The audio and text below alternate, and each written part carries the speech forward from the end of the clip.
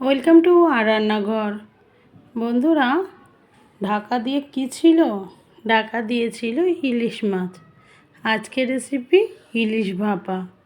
ইলিশ ভাপা আপনারা অনেকেই করে খান জানি, তবে আর রান্নাঘর কিভাবে ইলিশ মাছের ভাপা করে সেটাই আজকে একটু কাইন্ডলি দেখে নিন।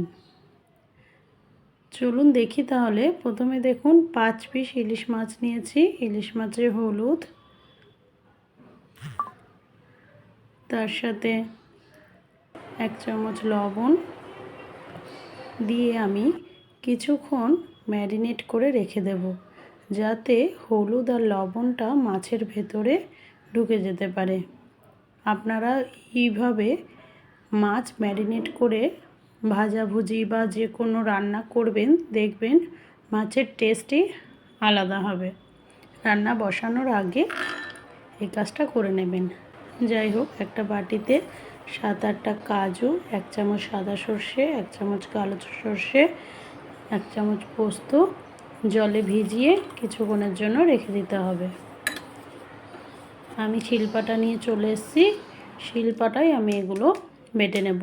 আপনারা চাইলে মিক্সিতে বেটে নিতে পারেন। এবং দুটো তার সাথে কাঁচা লঙ্কাও দিয়েছি।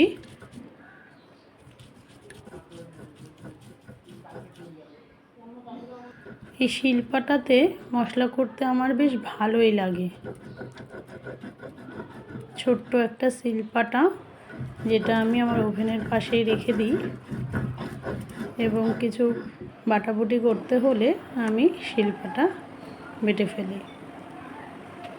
এবার মশলা করার পর আমি লবণ হলুদে মাখা ইলিশ মাছগুলো ওই শিলপাটাতেই রেডি করে নেব। এরকমভাবে মশলাটা পুরো মাখিয়ে নেব।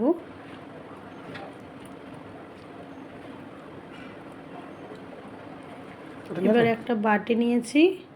বাটিতে মশলা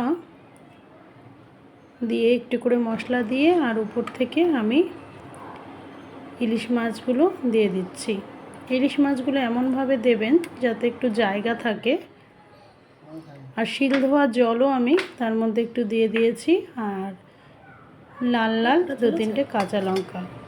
এবার কড়াইয়ের মধ্যে একটা স্ট্যান্ড বসিয়ে দিলাম। সেই স্ট্যান্ডে জল দিলাম। জল এমনভাবে দেবেন যাতে যে বাটিটা বসানোর পর জলটা যেন তার নিচ পর্যন্ত একটু ছুঁয়ে থাকে। এবার একটা ঢাকা দিয়ে দিয়েছি, তার উপরে আরও একটা ঢাকা দিয়ে দিয়েছি। ঠিক 15 মিনিট আমি সেদ্ধ করতে দিয়েছি, বা হালকা স্টিমে রেখেছি। রাখার পর দেখুন আমার ইলিশ ভাপা রেডি।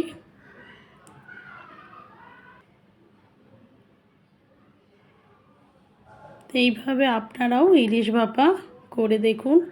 খুব টেস্ট হয়েছিল। গরম ভাতে যখন ইলিশ ভাপা দিয়েছিলাম, যেহেতু বেশি মশলা নেই, সেই জন্য খেতে যেন আরও টেস্ট হয়েছিল। কারণ ইলিশ মাছ বেশি মশলা দিলে ভালো লাগে না।